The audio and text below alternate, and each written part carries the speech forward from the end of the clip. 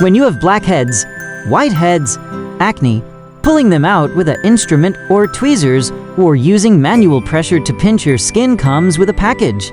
I don't recommend you doing this. This could actually be dangerous to your skin.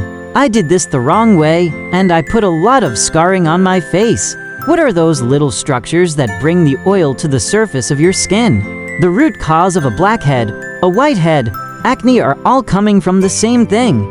The solution I'm going to talk about is way better than the topical creams that people are using for these issues. It's just treating the symptom. We're not fixing the cause. When we're dealing with any skin problems, it's so important to identify the real problem before we even get to a solution. If you look up blackheads, whiteheads, it'll list things like bacterial infection. You have too many dead skin cells.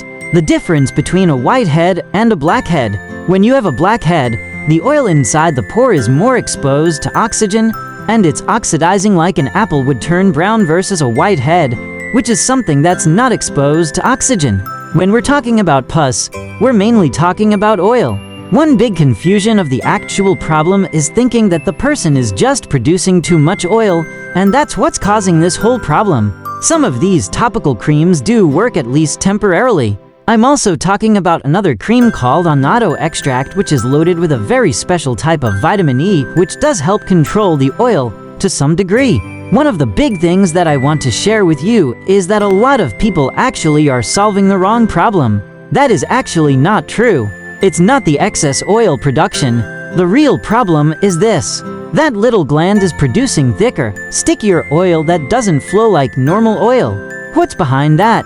What causes this sticky oil? There are 5 causes. The 5th cause is the most common. I just want to run through all of them so you know what they all are, because they all relate to what we're going to do about it. The first thing is hormones. We know in puberty your androgens, including testosterone, are going to be a little bit too high.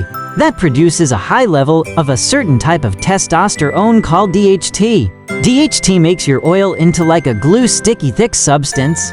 Number 2, the other hormone involved in this is insulin. Having too much insulin will then raise your androgen levels. You know that insulin that's triggered by carbohydrates, sugars, starches. Too much insulin will also block number 3, which is a zinc deficiency. When you're eating a lot of refined carbs and sugar, you're depleting your zinc. Zinc is crucial in regulating the amount of oil that gland produces.